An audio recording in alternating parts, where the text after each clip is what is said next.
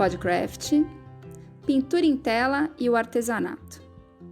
Grandes nomes das artes e os principais mestres da pintura valorizam e estimulam o artesão. Assim como o grande chefe de cozinha se autodenomina cozinheiro, os grandes nomes das artes defendem o valor e a importância daquele sem o qual sequer a arte seria possível. Afinal, tudo começa no que a mente cria, mas frente ao que as mãos podem transformar. Podcraft, o seu podcast de artesanato.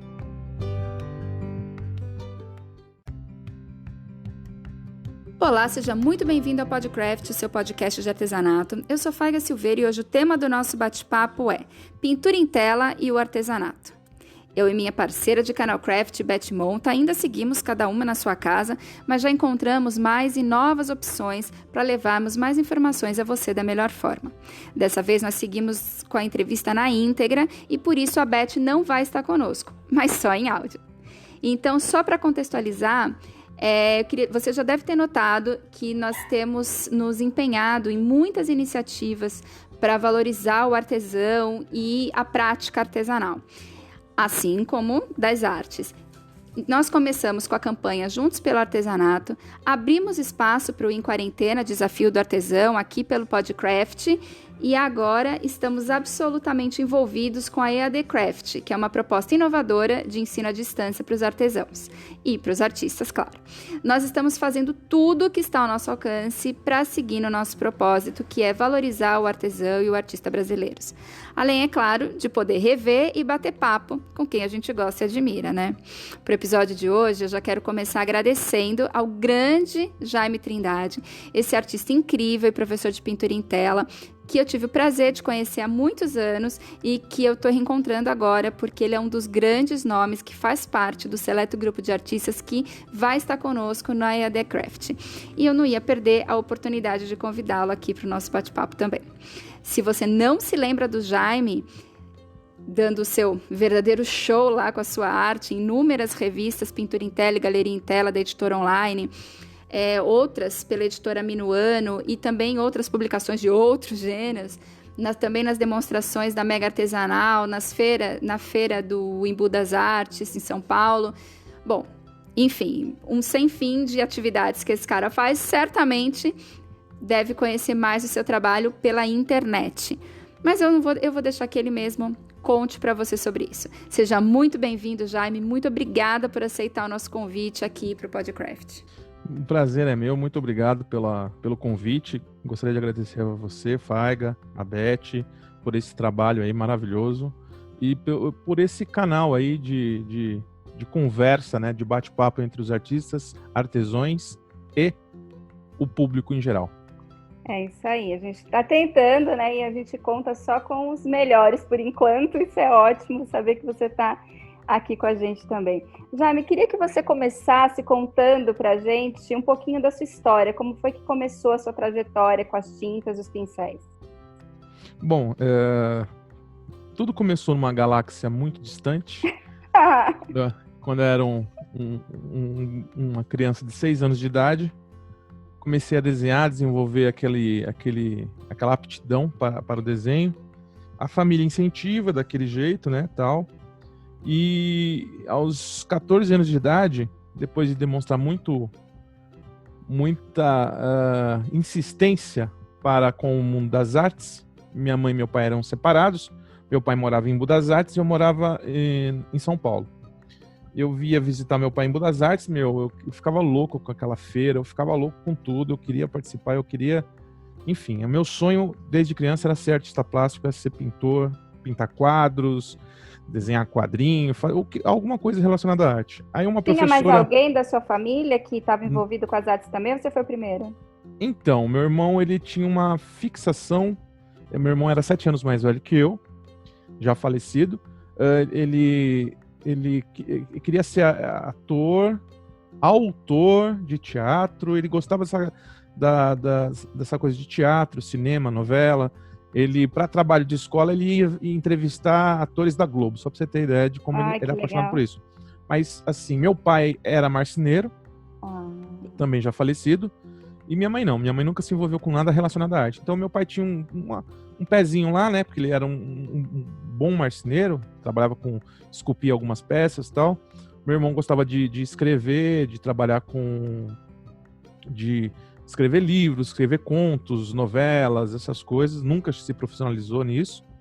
E eu gostava de desenhar, desenhava todo mundo no caderno. Como todo artista, eu acho que eu venho entrevistando vários artistas aí também da nata aí das artes plásticas e o começo deles é quase sempre o mesmo, né? Pô, na escola eu ficava desenhando os colegas e quando desenhava o professor era a diretoria. E é isso que acontecia com a gente.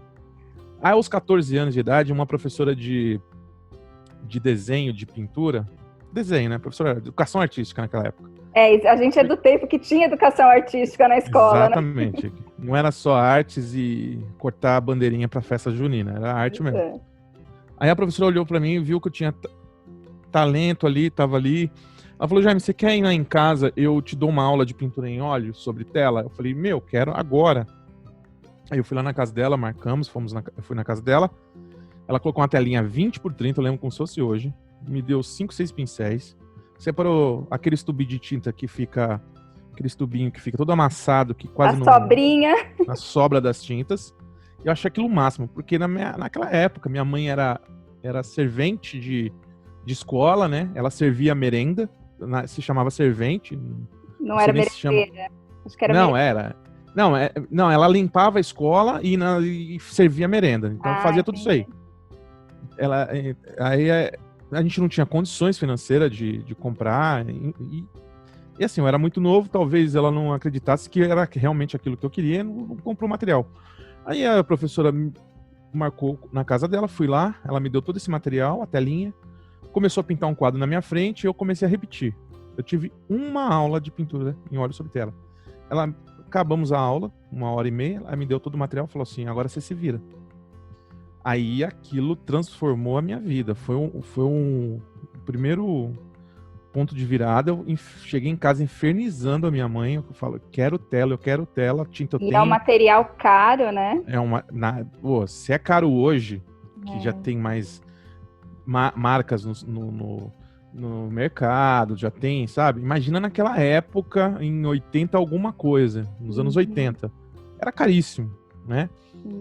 Aí minha mãe conseguiu lá, acho que comprou uma tela, eu comecei a pintar, já tava...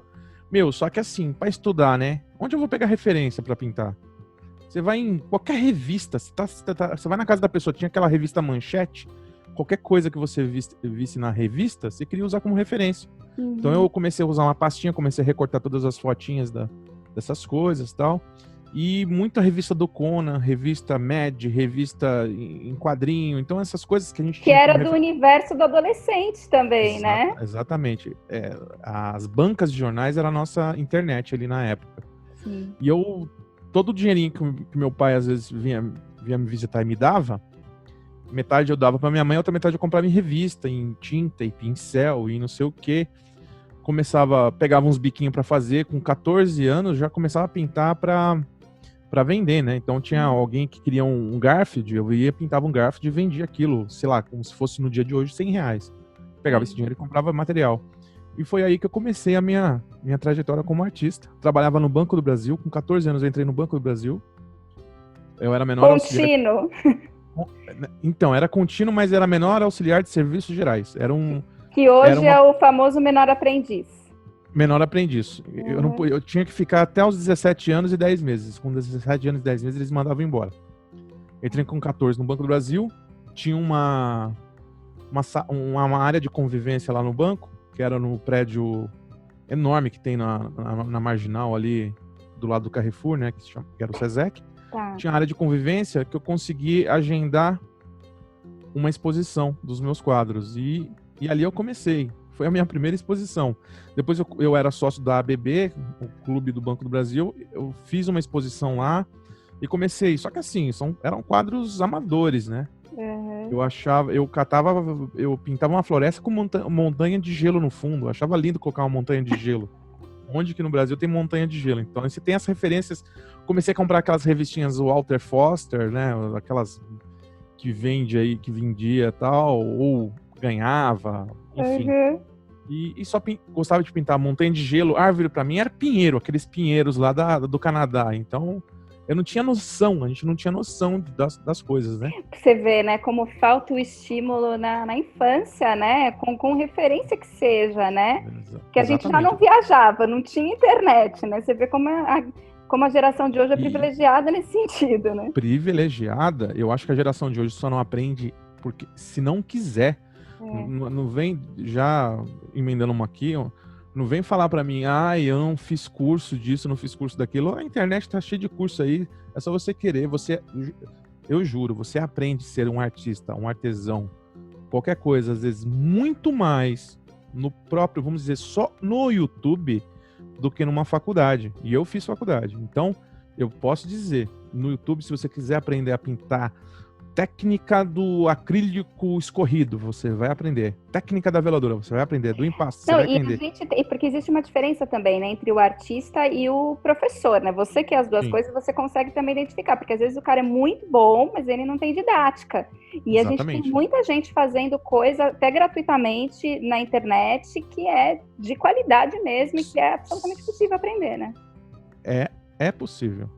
Por exemplo, porque eu já passei, eu vivi as duas fases. Eu vivi a fase pré-internet e pós-internet. Estou vivendo a fase pós-internet. Então, nós sabemos a diferença, nós conseguimos entender a diferença. Inclusive, na época que eu fazia revistas, existia internet, mas não era, era assim, pouco usado. As pessoas achavam que era uma novidade, a gente não sabia nem explorar, né? Toda a capacidade que tinha, né? Aí eu comecei a fazer as minhas exposições, as vendas de quadro e tal. Isso ainda, a gente ainda tá na adolescência, 14, 15 anos. 14, 15 anos. Tá. Aí saí do banco, porque eu fui mandado embora porque eu ia completar 18 anos e o menor aprendiz não pode... Então já chegamos aos 17. 17 e pouco. Aí continuando pintando. Só que todo mundo achava que aquilo era uma bobagem. Ninguém dá mãe... Eu com 17 anos já era casado, vamos dizer. Então mãe, esposa... eu era casado com 2 filhos, 17 anos eu casei e já tinha 2 filhos. Foi tudo cedo, né? Então a arte, a família, foi tudo bem cedo. Eu tive a sorte de ter gêmeos no primeiro casamento. Vai fazer, faz direito, né? Já faz logo de 2 logo. Porque agora eles já são quase trintão, já me ajudam, enfim. Que bom. Aí, não consegui emprego. E quando você é artista... porque também é uma fase de exército, né? Para o garoto, né? É uma fase difícil. Aquela fase horrível, né? E outra, eu tava... Como eu casei cedo, eu meio que... As oportunidades que eu tinha de tentar me divertir, de ser um adolescente, que eu perdi quando eu namorei e casei, eu tentei, né? Então, eu saí do emprego de 3 anos e trabalhar em banco é meio chato e tal. Eu comecei a meio que procurar, não procurando, entendeu? Às vezes eu saía para procurar emprego, mas quando você é artista, você nasce artista, tá?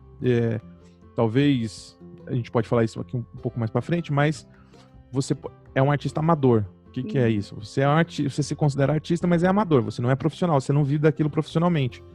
E quando você tem aquilo no sangue, você não aceita muito as exigências, as ordens, as regras. Você como você enxerga o mundo um pouco diferente, né? Você não é superior, você só enxerga diferente. Sim. Você vê uma coisa, um relatório ou umas regras de uma empresa e você acha aquilo errado e você quer contestar aquilo. Você quer falar, não, isso está errado, isso não está legal. E chefe e empresas não deveriam gostar de pessoas assim, mas não gostam. A caixinha no mundo que está dentro da caixa é ousadia demais, né? Exatamente. Então, eu fui trabalhar numa marcenaria, tudo que eu queria transformar em arte, né? A forma de trabalhar eu queria transformar em arte. Então, eu trabalhei como ilustrador, ilustrava móveis, passava seladora, verniz e tal. Aí eu inventei um método mais rápido, mais eficiente para fazer um serviço lá. E fui escrachado por causa disso, porque eu tentei melhorar a situação, tentei dar opinião. Não era para você ter ideia, era só para você executar, né? Exatamente, eu não fui pago para pensar. Aí eu vi que não era para mim, né? Eu vou contar até uma coisa interessante aqui, que é uma história assim, ó. Eu fui mandado embora porque eu acabei brigando. Eu sempre fui uma pessoa muito esquentada, um sangue muito quente. Eu acabei brigando dentro da marcenaria e tal. E o dono da marcenaria... E eu era um ótimo, excelente ilustrador. Meu pai era marceneiro, então eu tinha aquela coisa da madeira também, de mexer com madeira e tal, meio que no sangue. E o dono da marcenaria chegou pra mim: Jaime, você procura outro emprego, cara. Procura outra profissão, porque isso aí não é pra você, não. Madeira, ilustrar móveis, não é pra você. Depois a gente continua essa história, tá? Tá. Olhei pra cara dele, dei um joia pra ele e falei, falou. Fui embora. Separei no meu primeiro casamento. Não tinha mais idade, já tava com 18 anos. Não tinha mais condições de viver com a minha mãe, voltar pra casa da mãe, porque você já viveu um mundo e você volta pra uma casa cheia de regras, né? E como aquilo que eu falei. Quando você começa a explorar a arte na sua cabeça, as regras ela começam a não fazer muito sentido. Então, e começa a ser uma violência mesmo, né? Exatamente. Você é como se você estivesse preso quando você segue muita regra. E minha mãe sempre teve muita regra. E eu falei, eu acabei resolvendo ir morar com meu pai em Embu das Artes. Foi ali que foi o meu segundo ponto de virada na minha vida. Foi ter saído de São Paulo e ter ido morar com a minha mãe. Com seu pai? Com meu pai, desculpa. Fui morar com meu pai em Embu. Chegou lá, meu pai era marceneiro, gostava de uma cachaçinha e tal. Não me dava aquele suporte, não tinha. Morava num barraco lá e tal. Cheguei com uma mão na frente e outra atrás e a gente começou a tentar resolver. Arrumei um emprego, arrumei um emprego de marceneiro, de auxiliar de marcenaria, mas não deu muito certo. Arrumei outro emprego, aí fui trabalhar em hotel, como num hotel de convenções. Mas também adorava o hotel, odiava o esquema, odiava as regras. As regras me prendiam, as regras estavam erradas, o sistema estava todo errado. Eu cheguei no dono uma vez e falei, olha, tá tudo errado, não é assim que funciona, tem que fazer isso, isso e isso. Foi mandado embora, quer dizer... eu recebi a ordem de pessoas que não sabiam o que estava fazendo e aquilo começou a me incomodar. Aí, o que eu vou fazer? Aí meu pai chegou um dia pra mim e falou, Jaime, tem um amigo meu aqui que ele tá montando uma linha de móveis mineiro, precisa de alguém pra fazer uns desenhos. Você desenha bem? Você sabe pintar? Nessa época, toda essa trajetória de eu comecei a pintar quadro e fui pra Embu, eu parei de pintar, né? Porque quando você tá desempregado e depressivo e tal, essa coisa da pintura, você fala, pô, tá todo mundo falando que isso é uma bobagem, eu vou achar que, realmente, eu vou acreditar que isso é uma bobagem. E a depressão pro artista, ela inibe o processo criativo, né? Não, você não tem criatividade nenhuma. Nada. Eu, inclusive, cheguei no Embu, não tinha nem pincel, não tinha tela, não tinha nada. Eu não me considerava artista, assim. Sabia que a arte estava no meu sangue, mas eu não me considerava artista. Então, aí ele chegou pra mim e falou, tem um cara que precisa que pinta galinhas, frutas e flores e imóveis. Você faz? Eu falei, agora. Ele vai pagar em dólar. É $30 por móvel. Pô, pra quem não tinha nada, $30 por móvel que eu pintava era uma fortuna. Claro. Se fosse no dia de hoje, $30 dá o quê? R$150, sei lá. Pois é. R$150, eu falei, se eu fizer 10 móveis, eu vou ganhar R$1.500 no dia de hoje. Eu falei, tô rico. Eu comecei a pintar, era látex, PVA e tal. E ali voltou aquela chama da arte que eu tive aos 14 anos, 15, que eu me empolguei e tive que apagar a chama por causa do casamento, por causa dos empregos. Voltou, explodiu. Aí eu conheci minha segunda esposa, que sempre me deu apoio. Eu podia fazer a coisa mais feia do mundo. Ela olhava e falava, nossa, amor, tá lindo. Inclusive, eu nem gosto que ela critica nada pra mim hoje, porque tudo que eu faço tá lindo. Então, às vezes eu quero uma opinião sincera, ela fala que tá lindo. Mas às vezes o sincero é lindo. Você não sabe disso? Não, mas eu vejo foto de coisas antigas aqui e falo, coisa horrorosa. Você falou que tava lindo na época. Ela falou, mas tava, né? Eu achava que era. Aí, começamos a pintar móveis. Eu comecei a pintar móveis e tal. E colocando currículo em hotéis, né? Porque eu cheguei a trabalhar... Achava que era essa a carreira, né? Adorei mexer com convenções. Foi lá que eu me apaixonei por audiovisual. microfone, câmeras, aqueles projetor de 3 tubos, assim, de três lâmpadas, assim, aquelas coisas enormes. Eu falei, gente, isso é maravilhoso. Pô, que legal, né? Cabos, ligações. Foi uma outra paixão na minha vida, que é mexer com audiovisual. E caçava hotel com convenções para mexer com isso. Mas eu não tinha inglês, os hotéis aqui eram do Embu e tal, era hotel 3 estrelas, 4 estrelas. Então não te dava um currículo legal. Aí eu falei, cara, sabe de uma coisa? Eu vou continuar nessa vida aqui. Aí essa pessoa que me encomendou os móveis foi embora para os Estados Unidos e não me encomendou mais nada. Só que a técnica que eu aprendi era uma técnica meio que secreta, de policromia em móveis. Na época que estavam começando nas revistas a fazer pátina. Pátina estava virando moda, eu fazia policromia. E estourou, foi um evento. Pátina era uma coisa que só... Pátina, eu estava acima da pátina. Então, você chegava, você sabe fazer pátina? Não. Sei fazer pátina, mas eu sei fazer melhor. Eu sei fazer policromia mineira. Nossa. O que é policromia mineira? Aí o que eu fui esperto? Peguei uma câmera, tudo que eu fazia, eu tirava uma fotinha e mandava revelar. Então já tinha um catálogo na minha mão de pintura de móveis. Então quando eu pensei, eu vou continuar com isso. Eu não tinha um centavo no bolso. Eu e minha esposa, às vezes a gente comia frango 3 vezes por mês. O resto era batata frita e ovo. Batata frita e ovo. Batata frita e ovo. E frango 3 vezes por mês. 3 dias a gente comia frango, o resto é batata frita e ovo. Então, assim, o perrengue que a gente passava era muito grande. Falei, quer saber de uma coisa? Eu cheguei num amigo meu e falei, você me empresta um cheque pra mim entrar na casa de tinta ali, comprar tinta, massa acrílica, massa corrida, que tinha que ser com massa corrida porque ela amolece com a água, depois de seca. Lixa, não sei o que lá. Beleza, ele me emprestou um cheque pra 30 dias, pré-datado, fui na casa de tinta, comprei tudo. História é longa, hein? Comecei cheguei num outro amigo meu que tinha uma garagem e falou assim, me aluga sua garagem? Pago tanto e tal. Me alugou a garagem dele, enchi o lado de material, peguei minhas fotos que eu tinha feito durante aquele período que eu fiquei pintando móveis pro amigo do meu pai e fui em todas as lojas do Embu e falei assim, eu faço policromia. O que é isso? É uma espécie de pátina? Não, é melhor que pátina. É como eu te envelheço um móvel como se o móvel tivesse 200 anos. Então eu pinto um móvel pra você, eu deixo ele com cara de 200 anos, com galinha, ou com seja, arabesco. Aquele cara que não servia pra polir madeira, que não servia pra nada na marcenaria. De repente virou o gênio da policromia. O gênio da policromia. Aí, como era uma coisa inédita no Embu, um lojista falou, eu vou fazer. Quanto você cobra? Cobra R$50. Já era o RV. Na época do RV. Mudou era a transição entre o do Cruzeiro Novo e do Real, né? Do Real era o RV, né? Eu cobro lá, sei lá quantos o RV, dava R$50. Era pouco, tipo, o salário mínimo era R$70 e eu cobrei R$50 para fazer a pintura do móvel. Aí um fez, pôs na loja. O vizinho viu, quem tá pintando isso aí? Aí eu bati lá na porta dele e falei, tô com um álbum aqui, eu tô fazendo isso, isso e isso. Na verdade, tinha umas fotos que nem minha era.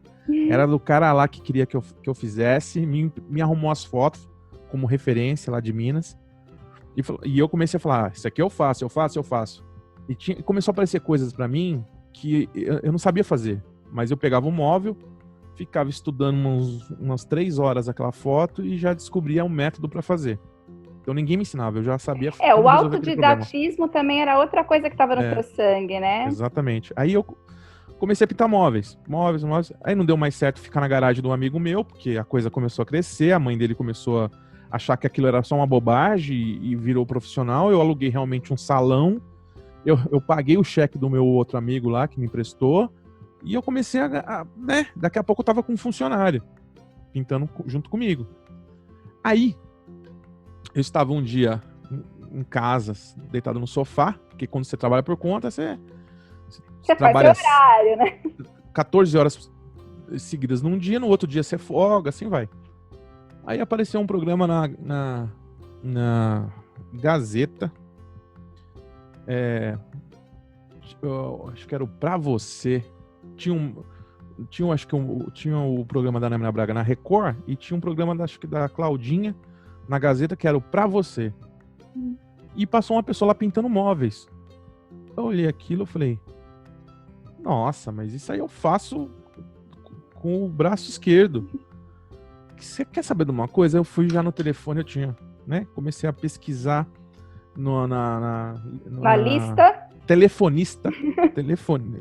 Antigamente, pessoal, você ligava na telefonista e pedia telefone de alguma empresa. Eles também informavam, tá? Como eu não tinha lista telefônica, você ligava na telefonista, existia telefonista. Hoje em dia nem sei se existe mais. Eu acho que não. Aí eu falei assim, telefone da TV Gazeta? Aí me passaram, eu liguei na TV Gazeta e falei assim, escuta, gostaria de estar mostrando meu trabalho aí pra vocês, porque eu faço policromia, imóveis e tal, não sei o quê. Veja bem, e aí nessa época eu abandonei completamente pintura em tela. Eu nem sabia mais o que era pintura em tela, há muito tempo. Mas eu estava desenvolvendo muito a pintura em móveis, que não deixava de ser pintura. Claro. Frutas, fazendinhas, flores, passarinhos, araras, tucanos, anjos barrocos. Eu pintava móveis com anjos barrocos, fazia oratório. Então, aí marquei um tempo lá na Gazeta, me chamaram, fui de ônibus, não tinha carro. Cheguei lá, mostrei o meu catálogo, já estava enorme, meu álbum, tudo que eu fazia eu fotografava. Aí eles falaram assim, quando você quer apresentar aqui um passo a passo? Aí foi naquele momento que começou a coisa do passo a passo na minha vida. Eu falei, o que você precisa? Você precisa preparar um cru, um semi-pronto, um não sei o que lá. Falei, foi ali que eu aprendi. Eu falei, beleza, então vamos. Aí eu pensei, o que eu pinto lá na televisão, né? Eu acho que eu vou pintar uns potes de barro. Uns potes de barro é uns potes de barro que vende no Embu, que não serve pra nada, só serve pra pôr, sei lá, umas flores. Decoração, como não serve pra nada? Decoração. Não tem funcionalidade. É um pote antigo, é um pote antigo teoricamente que era pra pôr água, mas não serve hoje pra pôr água, ele serve pra decorar. Falei, vou pintar um pote de barro lá e tal. Levei na televisão, na Gazeta, de ônibus. O pote pesava 1 tonelada.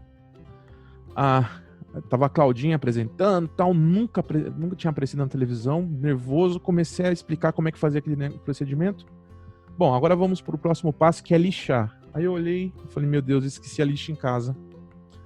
Aí todo mundo deu risada, ela meio que quebrou, falei assim, sorte que eu já tinha levado outro passo pronto, um monte de pote de barro, já no esquema, já lixado, precisava só encerar com betume, né? Na verdade a gente não usava betume, a gente usava Neutrol. Tá? Neutrol não é nem do meu tempo, gente. Queria aqui registrar que eu sou mais nova. Neutrol, para quem não sabe, é um betume hiperconcentrado que se usa para impermeabilizar ferro de laje. É uma tinta gosmenta preta que usa na laje, tá? Aquilo é Neutrol, a gente usava como betume. Aí misturava lá com cerinha e tal. Pô, o programa foi um sucesso. Arrumei um monte de biquinho para fazer e tal. E tomei gosto pela coisa. Aí o que eu fiz? Peguei meu catálogo, a lista telefônica, né? Eu comecei a ligar para Rede Globo, Record, SBT, todos os canais que tinham programas matutinos, vespertinos, que mostravam artesanato. Eu falava assim, eu sou o cara da pintura. Chegava num amigo da praça aí, que tinha uma loja, eu falava assim, me arruma 8 portas de armário. Aí ele me arrumava 8 portas de armário, eu fazia o passo a passo nas 8 portas de armário, e falava assim pra ele, deixa eu pintar um móvel seu quase que de graça, e eu quero levar esse móvel também, você me dá o carreto, você me dá todas essas coisas, a gente leva lá no programa de TV e tal, faz uma propaganda da sua loja também. Ainda faz um merchan da loja, porque é caríssimo o merchan de TV, ainda mais na Aí eu apareci na Claudete Troiano, na Kátia Fonseca umas 5 vezes, no Rony Von umas 8 vezes,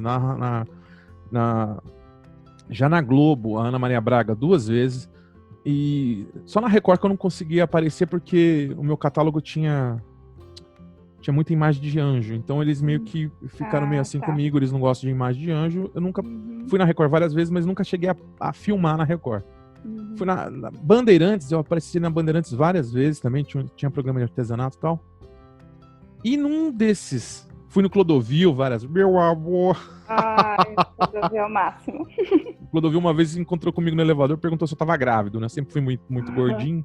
Meu amor, você tá grávido? Então, aí, nesses programas, quem que eu encontro no elevador? Quem? Eu lá carregando um móvel cheio de pintura e tal. Tô eu mais os ajudantes colocando no elevador de carga para ir pro estúdio. Quem entra no elevador? O meu patrão de anos atrás, que falou para mim que eu nunca ia mexer com móveis, que eu não tinha jeito para aquilo. Ai, que delícia. Aí ele chegou para mim: ué, o que você tá fazendo aqui? Eu falei: eu vou ser entrevistado ali pelo Clodovil. Ele falou: ah, mas você tá fazendo móveis ainda? Tal. Eu falei: ainda mexo com móveis, tô aqui. E você? Eu falei: não. Fechamos a marcenaria, hoje eu sou agente de forró aqui, de não sei quem, de um cantor de forró que vai tocar aqui num outro programa aqui. Eu falei: ah, que legal. Beleza, tal. Foi um prazer te rever, mas meio que eu tive meio que aquele gostinho da vingança, não da maldade, né, mas de provar pro cara que ele estava errado. Ele não pode julgar as pessoas por uma coisa, por um ato, por um fato, que as pessoas... Não, e é uma sim, coisa muito séria, né? A palavra tem muito poder, né? E isso podia ter... Você já estava num momento fragilizado, né? sim. Você era muito jovem. Isso poderia ter aí minado um grande talento, né?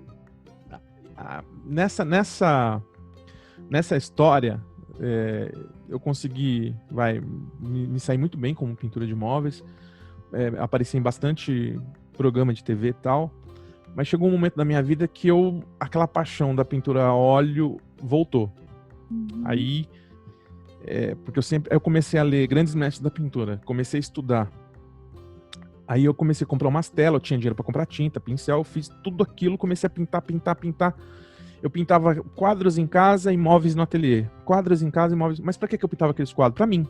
Fazia isso aqui, ó. Exercício, ó. Copiava os grandes mestres. Isso aqui. Ninguém tá vendo, mas é um quadro do Rembrandt, pessoal. Tá? Eu comecei a copiar, até ficar bom. Eu falei, pô, tô legal, eu preciso... E a pintura de móvel já estava me cansando, porque móvel é muito pesado. Minha esposa me ajudava, ela começou a ter problema de coluna, eu comecei a ter vários problemas. O lucro era pouco. Então, você pega um móvel para pintar, as pessoas não te consideram um artista, te consideram um restaurador. Pintor, um restaurador. É como se fosse um pintor de parede que faz umas florzinhas. E aquilo, você não pode cobrar, eu vou pintar umas galinhas aqui no seu armário, eu vou te cobrar R$2.000. Ninguém paga, eles vão pagar R$200. Entendeu? 300 no máximo. Sabe, se alguém cobra mais que isso e consegue receber, pô, ótimo, maravilha. Porque na minha época era muito explorado. E eu comecei a tentar migrar do móvel pro quadro. Então eu comecei a fazer essa migração aos poucos. Lembrando, só retornando aqui, aos 14 anos, quando eu comecei a aprender, eu ia pro Embu visitar meu pai. Lembra disso? E no Embu, eu visitava a praça e chegava sempre no mesmo artista ali, chamava Norberto, e ele ficava numa árvore lá, e eu ficava, meu, que quadro legal, o que você fez ali, o que você fez aqui? Levava minha pastinha de desenho, ficava mostrando meus desenhos pra ele, ficava pedindo dica, ia embora, aí um mês depois ia visitar meu pai, ia lá no Norberto e ficava enchendo o saco dele lá, tal, e falei pra ele um dia assim, um dia eu vou expor aqui na praça, um dia eu vou estar aqui. Ele falou, legal, vai sim e tal. Bom, aí foi. Só para fazer um esclarecimento, Jaime, para quem não conhece o Embu, né, a praça principal da cidade, né, é uma grande feira, que é uma grande exposição a céu aberto. Então eu vou explicar.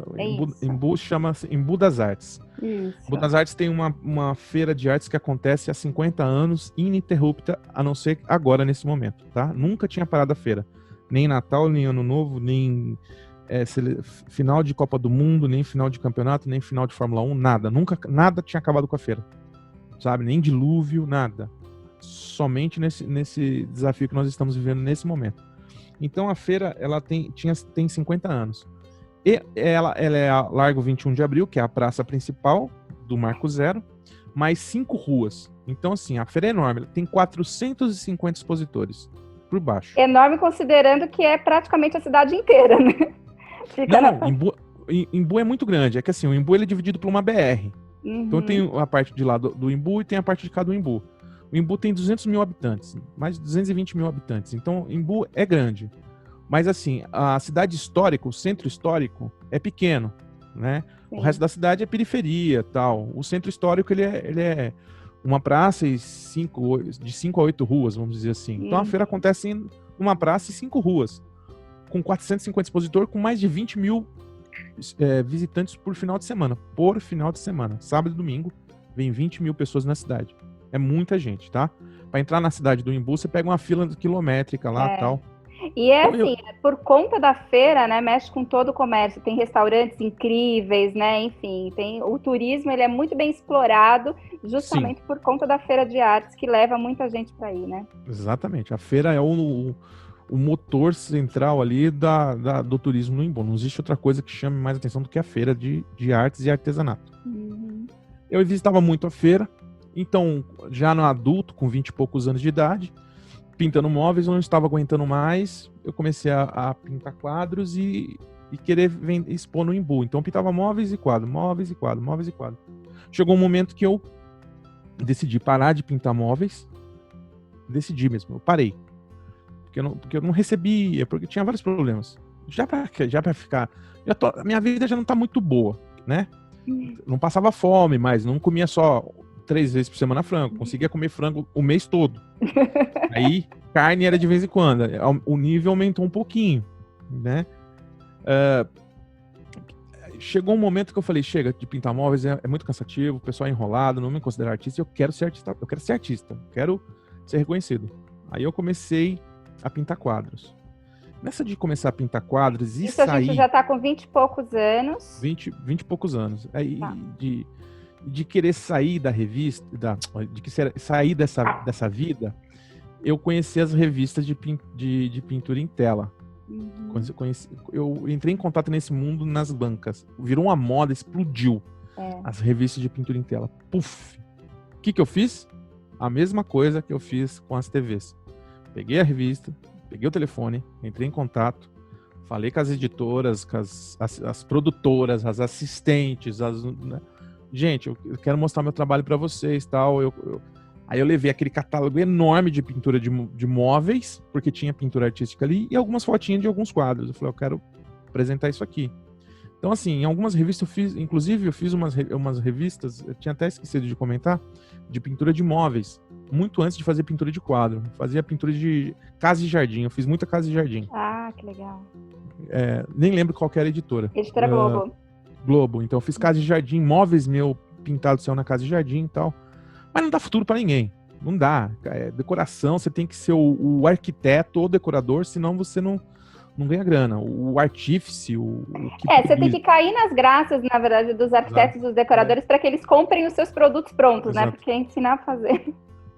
Aí eu consegui apresentar meu trabalho na revista, foi na online, e fui chamado para fazer um negócio, fui chamado para fazer outra coisa, mas assim, já na segunda revista, eu já emplaquei uma revista só minha, que era releitura de grandes mestres. Como eu tinha muita releitura no currículo lá, eu já emplaquei uma revista com 6 quadros meus, uma revista exclusiva, que eu fiz uma releitura de grandes mestres. Essa era com passo a passo ou era com uma galeria? Com passo a passo. 6, eu fiz Rembrandt, Leonardo da Vinci e Michelangelo. 2 quadros de cada, 2 pinturas de cada. Com passo a passo. Então eu tinha que, para fotografar, eu tinha que levar 6 telas de cada quadro que eu estava fazendo. Eu acho que eu lembro foi aquela coleção Os Mestres da Pintura, né? Tava saindo a coleção Os Mestres da Pintura, e para meio que pegar o gancho da coleção Os Mestres da Pintura, a Online lançou a minha revista especial, uma releitura dos Mestres da Pintura, entendeu? Então, uma capinha azul, tal, tava bem magrinho, bonito, tal. Aproveitando, né, o estilo. Aí eu fiz, foi um sucesso. Não me trouxe nada, assim, porque ninguém compra esses quadros, tal, não me trouxe nada de especial, me trouxe uma satisfação enorme como artista. Ali eu falei, eu sou artista. Eu ainda não ganho dinheiro como artista, mas eu sou artista. Preciso ganhar dinheiro como artista. E comecei a desenvolver algumas coisas e tal. Aí chegou Brasil 500 anos, se eu não me engano foi em 99, Não sei se foi em 99 que o Brasil fez 500 anos, ou ali perto do ano 2000. Perto do 2000. E muitos artistas começaram a pintar índios, né? Com temas indígenas. Eu ia te perguntar isso mesmo, estava aqui na minha pautinha. Como que os índios entraram? Porque, para quem não conhece muito bem o trabalho do Jaime, os índios, eles são uma marca registrada mesmo, né? Sim. O pessoal curte mesmo. Aí entrou essa coisa dos indígenas. Eu peguei um livro que eu comprei num sebo, do Itaú Cultural, tinha uma foto de um índio. A única referência de índio que eu tinha era aquela. Quadriculei aquela foto, quadriculei uma tela, pintei. Cheguei pra um cara que tinha galeria no Imbu e falei, pintei esse quadro aqui. Me dá aqui. No dia seguinte ele voltou e falou, Jaime, você faz outro. Vendi aquele. Tá aqui seu dinheiro. Eu nunca tinha ganhado dinheiro tão fácil na minha vida, assim, tipo, meu Deus, o que eu demoraria uma semana pintando móveis, eu ganhei com aquele índio, em 3, 4 horas de trabalho. Aí eu falei, beleza, eu pintei o mesmo índio. Aí, 3 dias depois ele voltou, pinta outro. Aí eu falei, cara, mas eu vou só pintar o mesmo índio pro resto da vida? Não dá, né, cara? Preciso me dar o dinheiro aí que eu vou no sebo, eu vou procurar livro, revista. A internet já tava começando aquela coisa, eu ia pra Lan House, eu começava a pesquisar índio. Pô, se você encontrasse 10 fotos no Google não, era no KD. Não era nem Google, era KD. O Google acho que começou. Mas me diz uma coisa antes, sem querer te cortar, mas já te cortando. Os seus índios, porque assim, tem gente que pinta índio americano, tem gente que pinta índio brasileiro, tem gente.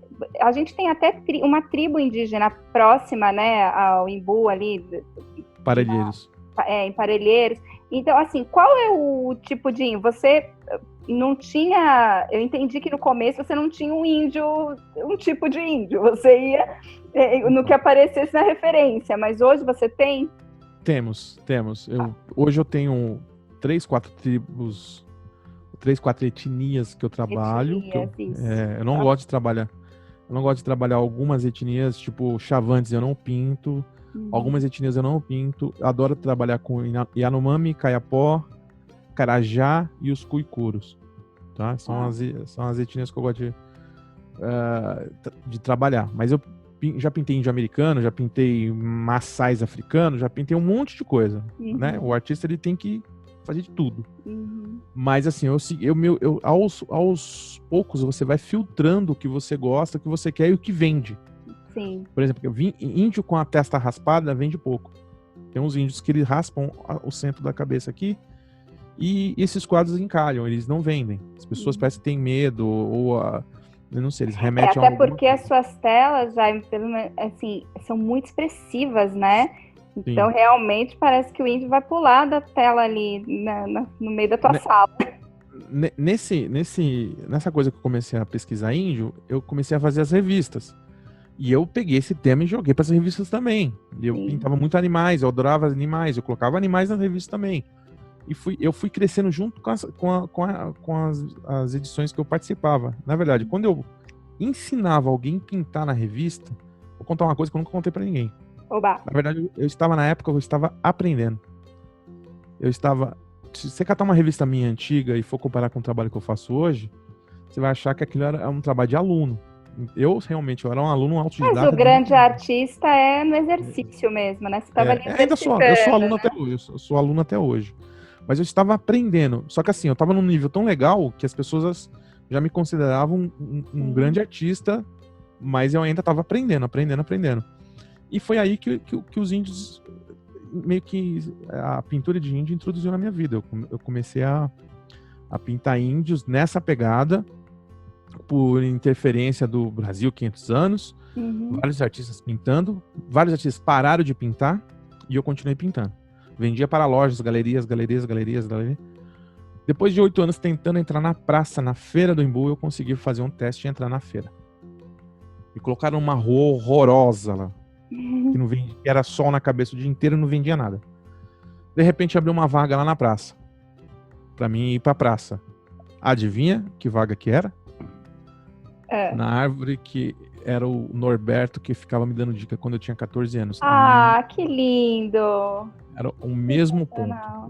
É o mesmo ponto. Eu com 14 anos já sabia aonde Você eu ia estava ficar. em casa. Eu acredito Aonde... muito nessas coisas, que a gente cocria e que o universo depois vai lá e bota o chão. A gente põe o pé, ele vai e bota o chão. Eu estou exatamente, eu não estou perto. Eu estou no mesmo lugar que eu ficava enchendo o saco do cara que expunha lá, que era o Norberto. Eu estou lá hoje. Hoje eu estou lá. Foi o meu objetivo quando criança e eu tô lá hoje, tenho 46 anos e tô lá. Com 14 anos eu falei, eu vou expor aqui. Então a palavra e a força de vontade tem muita coisa. Então assim, a vida dá muitas voltas, né? O meu chefe que falava que eu nunca ia trabalhar que eu não tinha dom para trabalhar com marcenaria, com móveis, e eu nem contei, quando eu tava pintando móveis, eu até montei uma marcenaria e vendi muitos móveis. Eu contratei até meu pai como marceneiro. Só pra você ter ideia. Então, essa coisa de parar de mexer com móveis não é porque eu não tinha capacidade, foi porque eu cansei. Era um serviço muito pesado, começou a ficar pesado para mim, para minha esposa, para os funcionários e tal.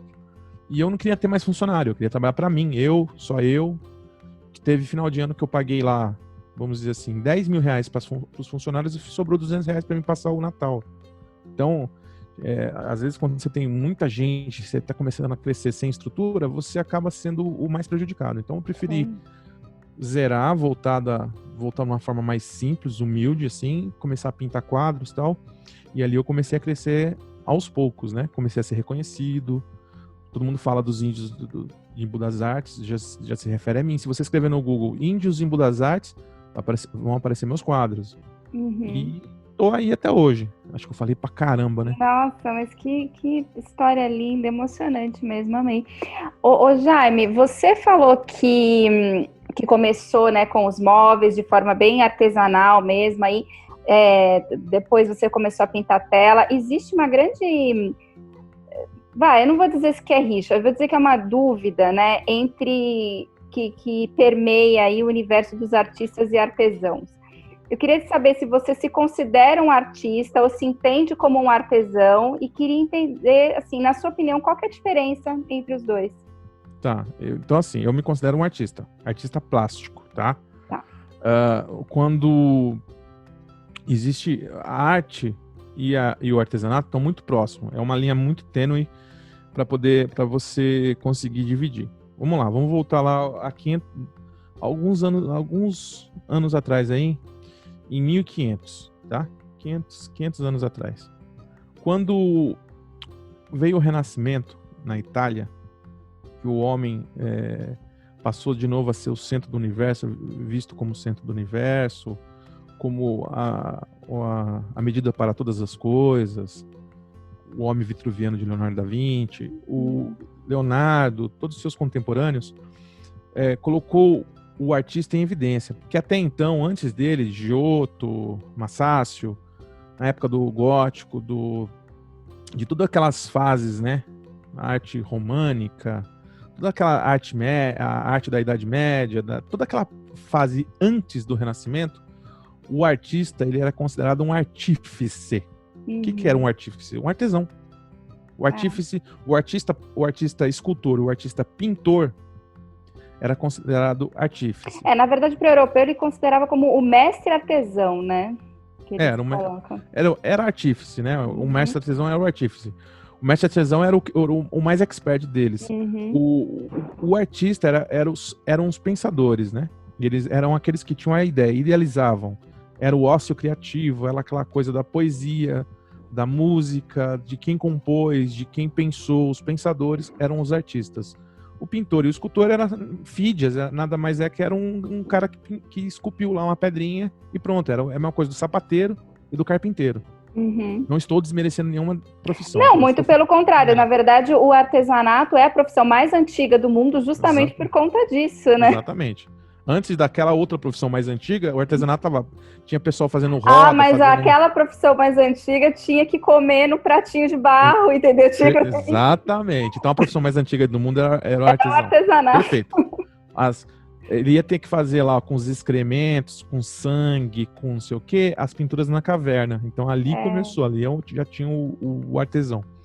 Aí o que acontece? Veio o Renascimento e o status do pintor subiu, mudou. O status do escultor subiu, mudou, virou artista.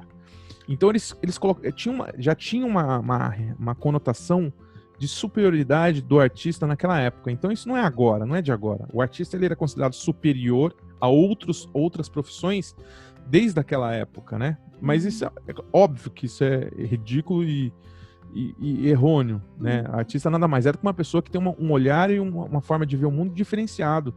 Fazem coisas diferenciadas, mas isso não torna melhor nem pior. Um médico não é melhor nem pior que ninguém. E com a mão, né? Exatamente. Um piloto de helicóptero não é melhor nem pior que ninguém.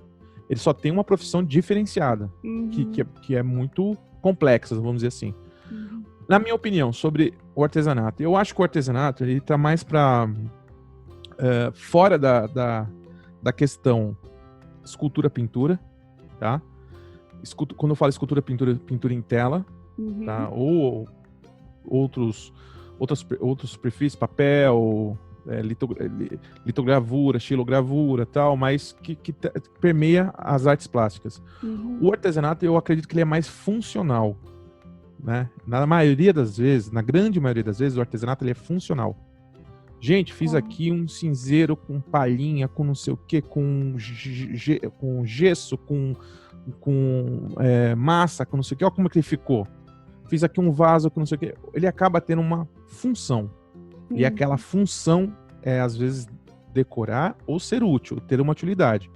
Então, o artesão fez alguma coisa que tenha funcionalidade, que sirva, que solta fumaça, que dá luz, que faz qualquer tipo de função para você, acredito que seja um artesanato. Tem aquele artesanato que só foi feito para pendurar e decorar.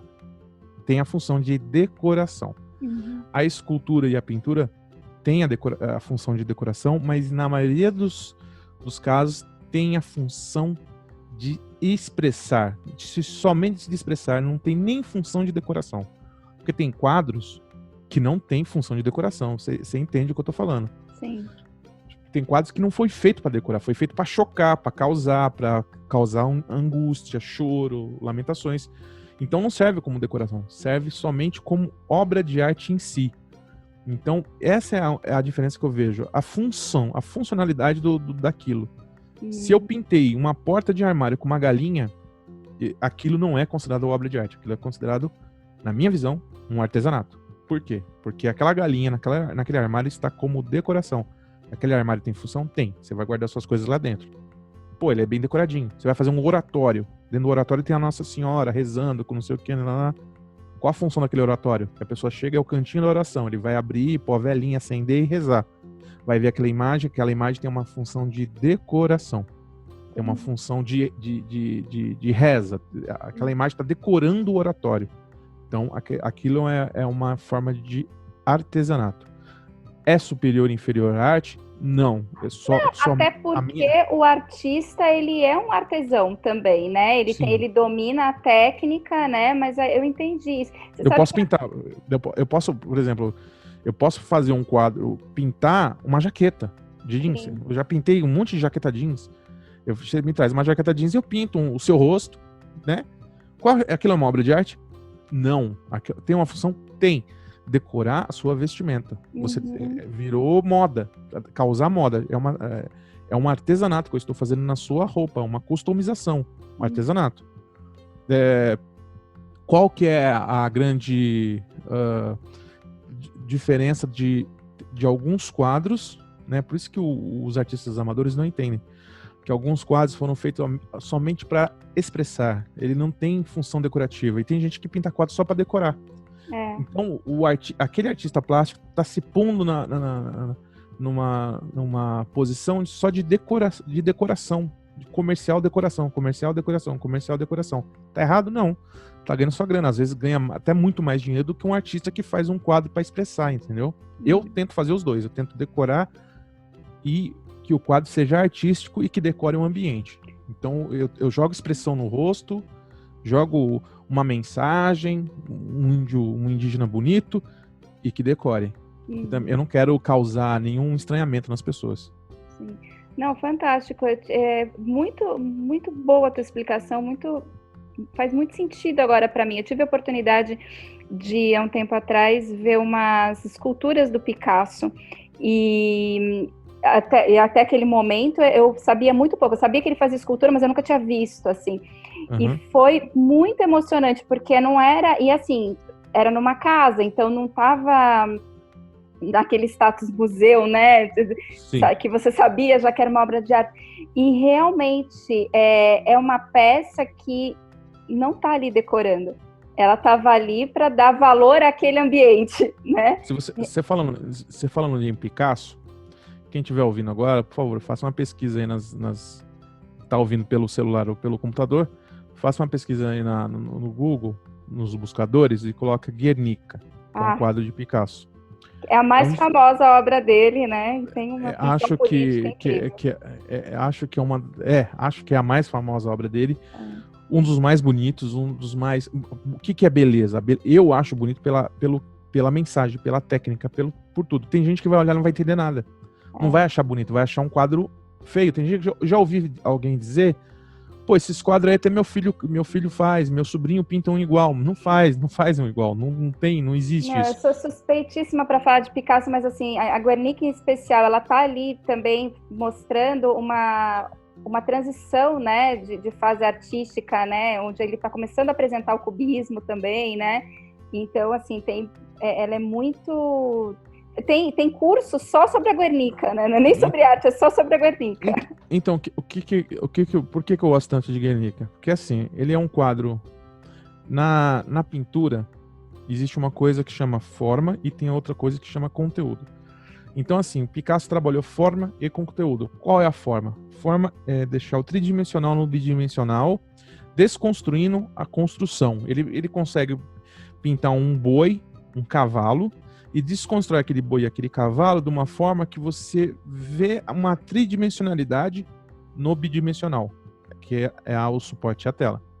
Esta é a forma, o cubismo dele, que ele iniciou com Braque e tal. O que é o conteúdo desse quadro? O conteúdo desse quadro é uma denúncia que Picasso fez aos fascistas. O general Franco invadiu Guernica e fez barbaridades com aquela cidade, matou quase toda a população, e aconteceu exatamente o que está no quadro. Cabeças sendo cortadas, cavalos sendo mortos, enfim.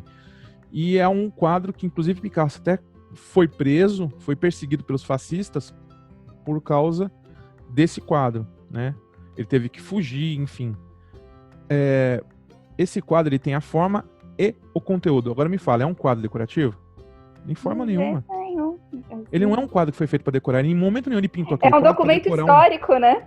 Exatamente, é um livro. Tem uma história naquele quadro. Então, aquilo é uma obra de arte?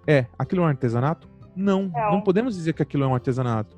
Porque qual é a função daquele quadro? Ele não tem uma funcionalidade a não ser artística.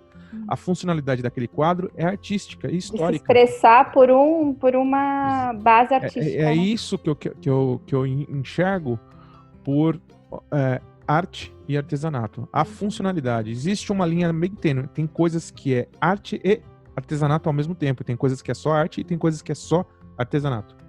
Entendeu? Um anel. A pessoa pega um anel de ouro.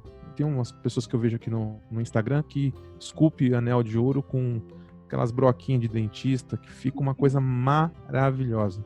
Aquilo é arte? Aquilo é um artesanato? Também. Porque ele tem a função de deixar a sua joia bonita. E qual é a função da joia? Pôr no dedo. Tem uma função. Você se embeleza. É moda, é tudo. Então ali é uma mistura dos dois. E tem aquele conceito também, né, Jaime, da unicidade, né? Que a obra de arte é tudo que você tem até 7 peças só, né? Parecidas, que você não faz em grande escala, né? Porque porque ela tem mais valor agregado por conta disso, por só alguns poucos, um seleto grupo de escolhidos ou de quem tem poder de compra é que vai poder possuir, né?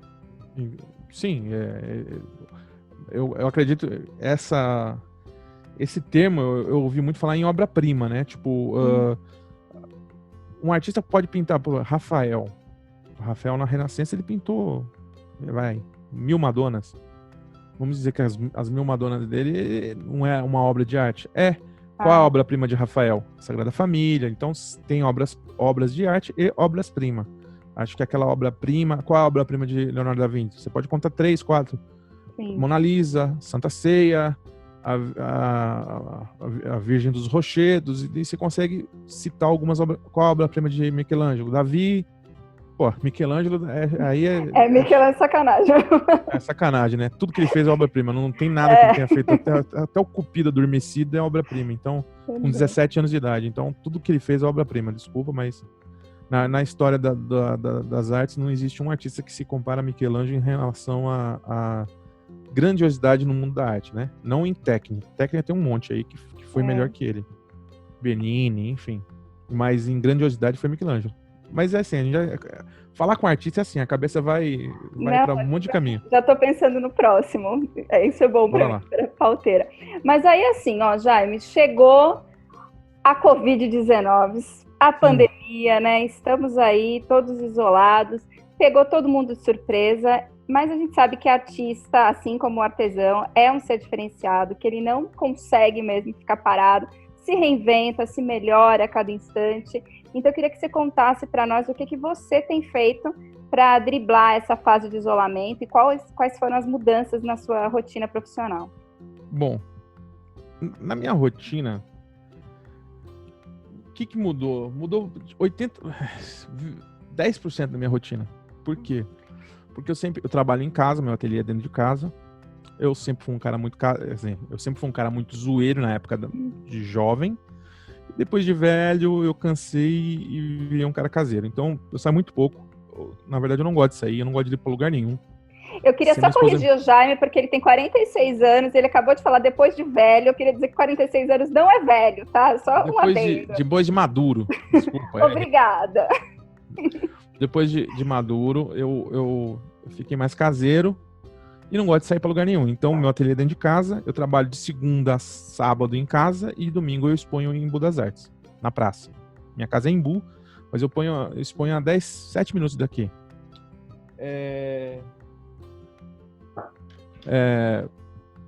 Aí que acontece? Veio esse problema. O que mudou? Eu não estou expondo na praça, mas ainda estou em casa, continuo produzindo. Só que, claro, a gente está produzindo para quem? Se eu não tenho compradores. Então, você começa a estocar quadros, você começa a procurar outras coisas para fazer. Eu estou fazendo entrevistas com artistas para o meu canal no YouTube, eu estou fazendo mais vídeos para o meu canal no YouTube, eu estou tendo mais tempo para minha família, estou curtindo mais a minha família. Então, o que mudou? Mudou aquela correria. Eu tinha urgência, eu vivia na urgência. Você vende também pela internet? Vendo, sempre vendi pela internet, mas agora estou vendendo muito mais. Uhum. Então, assim, eu sempre vivi na urgência. Não posso fazer tal coisa porque eu tenho que voltar e tenho que fazer isso, tenho que fazer aquilo, tenho que fazer isso, tenho que fazer aquilo, tenho que fazer isso, tenho que fazer aquilo, sempre fazendo isso, aquilo. E tem dia que você não faz nada porque é tanta coisa que você tem que fazer que você trava, a sua cabeça entra em pane, em parafuso e você vai assistir televisão e pronto, não faz nada. Então eu sempre via nessa urgência e acabei dando uma acalmada no coração, né? Dando uma diminuída nessa urgência. Isso para o artista é ótimo, né? Ter mais tempo, tem, né? Tem coisas. Claro que a pandemia trouxe preocupações, frustrações. O dia que você acorda, que você acha que você está com depressão, que o mundo acabou. Mas comigo, a depressão é um dia no mês. Depois é batalha, é assistir série, é curtir a vida. Eu acho que nós viemos no mundo para ser feliz. A função, a minha meta de vida é ser feliz. Não importa como. Eu quero ser feliz. Então, é isso que eu tento fazer. Eu vou trabalhar para quê? Para conseguir ser feliz. Eu vou fazer alguma coisa que eu não quero fazer para chegar no objetivo em comum, que é ser feliz. Que é dar felicidade à minha família e ter um momento de felicidade, né?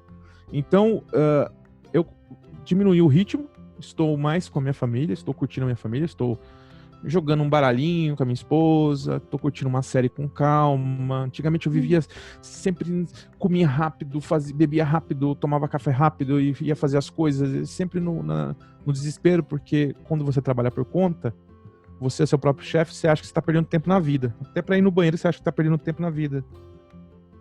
Aí eu comecei a diminuir o ritmo. Consegui me concentrar mais em projetos que estavam parados, que era vídeos, projetos pro meu canal no YouTube e tal, eu botei para andar, coloquei meu curso online para andar, então pus coisas que estavam paradas por falta de tempo, Mas o tempo é a gente que faz. Então, eu aprendi agora mais a administrar o tempo, não ser tão desesperado. Entendeu? Eu acho que é isso que mudou na minha vida. O que acontece? Foi uma situação ruim que eu consegui trazer o melhor para mim. Eu estou trabalhando isso pro lado bom, né? O copo tá meio cheio ou meio vazio? Para mim tá meio cheio. Precisa encher, não tá meio vazio. Então, o que eu vou fazer? Pô, tem uma casa aqui legal, uma grama maravilhosa, flores e tal. Todo dia eu pego minha cadeirinha de praia, chamo a família banho de sol. A gente senta, tem 1.500 metros aqui pra gente ficar curtindo com a cachorra, põe uma cadeira no banho de sol, a gente fica 15 minutos ali tomando banho de sol até a cabeça esquentar, a gente sai e vai fazer outra coisa. Opa, momento de jogar um baralho. Vamos sair da televisão, sair das redes sociais, vamos jogar um baralho. Então a gente senta na mesa, começa a jogar um baralho. Tá super produtivo, então, e em família, né? Sim, eu tô tentando ser uma pessoa normal, né? Apesar da vida corrida, da vida esquisita que um artista leva, tô tentando ter uma vida normal e pro bem, né? Eu não quero... Eu sou o pilar, eu me considero o pilar da minha família. Se eu ruir, a minha família vai cair. Aí eu não quero passar isso para eles. Então eu faço de tudo para mostrar força, por mais que por dentro eu esteja tremendo de medo. Eu sempre mostro força, entendeu? Não tá. E falando em medo, você já ouviu falar ou já passou por alguma outra fase de crise, ou se lembra do medo que você sentiu em outra ocasião e de como seu entorno sobreviveu esse período? Então, é assim, ó. Quem já foi picado por cobra tem medo até de minhoca. Então, assim, claro, a gente sempre... O artista, eu tive crise enquanto pintava móveis, eu tive crise enquanto pintava quadros, eu tive crise quando estava expondo na feira. Então, eu vivi várias crises financeiras, tá? Em 2008 teve uma crise financeira muito grande no mundo. Tava para fechar um contrato muito grande com um cliente nos Estados Unidos. Os Estados Unidos quebrou, o cliente sumiu, eu fiquei a ver navios, fiquei endividado, enfim. O que isso me fez? Isso me fez me preparar para esse momento de hoje. Então, em 2008, o que eu fiz? Eu criei um canal no YouTube.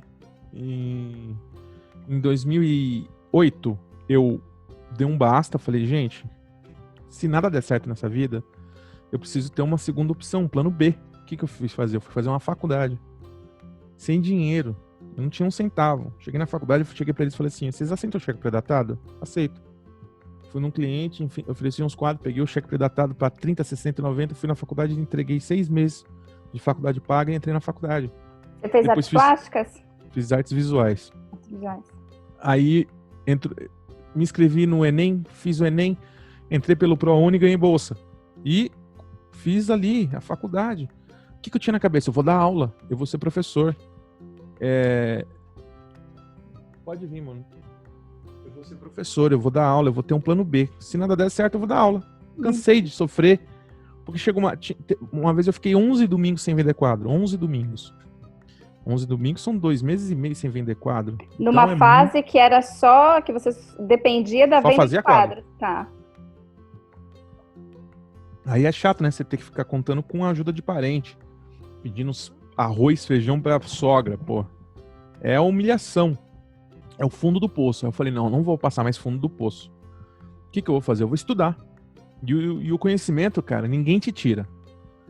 Casa as pessoas te tiram, o governo te tira, carro, joias, dinheiro. Até a família, as pessoas te tiram de você. Acontece alguma coisa, tiram de você. Conhecimento, não. Conhecimento ninguém tira, a não ser que você fique doente. Mas, fora isso, conhecimento é para sempre. Então, eu fui estudar. O que eu ia fazer com aquele conhecimento? Não sabia. Fui, ganhei um diploma, falei, quero continuar estudando ainda. Aí fui fazer pós-graduação em didática e metodologia para o ensino superior. E fui estudar, queria dar aula para a faculdade. Falei, gente, eu quero um salário, cansei de trabalhar por conta.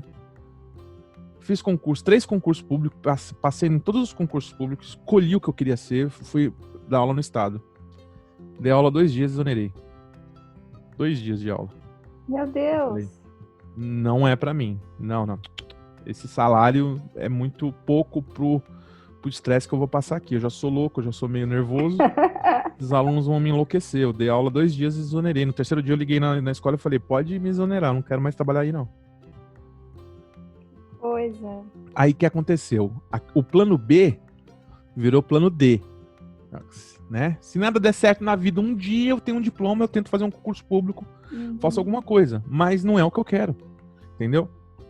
Aí que me deu forças para voltar pro meu trabalho, pra minha pintura e falar, não, se lá não deu certo, aqui vai ter que dar certo. É, porque você já tinha testado, né? Você já viu que, precisa passar em concurso? Bom, eu sei, eu consigo passar, eu sei que eu consigo, né? Precisa estudar mais? Tudo bem, eu sei que eu posso estudar mais, né? Enfim, o que pudesse aparecer de oportunidade ou de crise, você já tinha passado por aquilo, já estava preparado. Eu tinha um plano B já no esquema, tinha um plano C, eu já tinha um plano. Se hoje acontecer alguma coisa, eu não tiver condições mais de pintar uma tendinite, minha mão ficar dura, eu tenho outras formas de conseguir trabalhar. Eu posso entrar de novo num mestrado, posso dar aula para a faculdade, eu tenho condições de fazer outra coisa, porque eu sempre tive isso em mente. Não posso me apegar só a uma coisa. Eu cheguei para minha esposa um dia e eu falei, amor, se acontece entra um governo aí da prefeitura e fala, não vai ter mais feira do Imbu, eu faço o que da vida? Acabou. Minha vida já era, porque eu vou fazer o quê? Eu preciso ter outras opções. Então eu comecei a postar vídeo no YouTube. Nessa época eu já não fazia mais não tinha mais revistas para fazer. Então eu postava vídeo no YouTube. Eu criei um site, eu comecei a vender pela internet, começou as redes sociais, eu comecei a aparecer nas redes sociais e sempre buscando, e comecei a dar aula presencial. Aí em 2012 eu comecei a dar aula presencial para alunos e tal. Nunca parei mais, depois de 2012 para cá, nunca parei de dar aula. As aulas presenciais, elas são no seu ateliê, na sua casa? No meu ateliê na minha casa. Já foi num ateliê no centro do Imbu e tal, mas eu preferi centralizar tudo. Eu não gosto de sair de casa, então agora eu tô mais feliz. E se os alunos quiserem, eles vêm em casa. É pertinho do centro. Um sítio, pô. Ai, delícia. Aí, eu sempre tive essa coisa do plano B. Né? Eu sempre imaginei, eu não sou uma pessoa pessimista, eu sou uma pessoa preparada. E se acontece alguma tragédia e eles bloqueiam a praça, o que aconteceu? O prefeito teve a ideia genial de reformar a praça. 3 meses de reforma na praça, cercaram a praça inteirinha e tiraram a gente da praça. Aquilo pra mim foi um choque, mas eu já estava preparado. Porque eu já tinha um ateliê no centro, vendendo quadro no centro. Então, eu já tinha um plano B encaixado. Foi um sufoco? Foi. Aí voltamos pra praça. Tive várias mudanças que nos prejudicaram muito. Fiz uma comissão, fui pra cima da prefeitura e conseguimos voltar ao esquema que era antes. Nas posições e tal. Quer dizer, sofremos pra caramba, mas eu sempre tive uma outra opção ali. Pô, se não der certo aqui, eu vou ali. O que aconteceu? Veio essa pandemia. Pô, foi um choque pra vida de todo mundo. Muita gente perdeu o emprego e tal. E aí diz uma coisa, a praça então estava fechada há 3 meses, e aí depois que ainda veio a pandemia, que já ficou mais 3... A praça fechada há 3 meses, veio a reforma, ficou 1 ano aí, ela foi reformada em 2018. Então, 2019 todinho a gente conseguiu trabalhar, só que assim, desses 2019, 4 meses numa forma errada. Porque eles colocaram, a praça tinha, vamos dizer assim, 10 bancos, colocaram 38 bancos na praça. Então não tinha mais lugar para você expor. E banco de shopping eles colocaram. Uma reforma horrorosa que eles fizeram. E o artista que ficava na frente de um banquinho ou do lado de um banco, ele não tinha mais espaço, porque eles queriam que todo mundo sentasse na praça. A praça começou a superlotar de um público que não era o público dos quadros, não era o público... Tinha muito morador de rua, começou a virar uma Praça da República aquilo. Né? Que a Praça da República todo mundo sabe que tem muito morador de rua, tem muito... Que tiveram que tirar também, né, a Feira de Artes da Praça da República por conta disso, né? Exatamente. Aí, só que os artistas se uniram e foram pra cima do prefeito e falaram, olha aí, tá acontecendo isso aí igual na Praça da República, você vai deixar a feira acabar, os artistas plásticos serem expulsos pelos moradores de rua, pelos outros elementos que estavam começando a frequentar a praça, tava tendo briga, morador brigando com morador, sabe, coisas assim.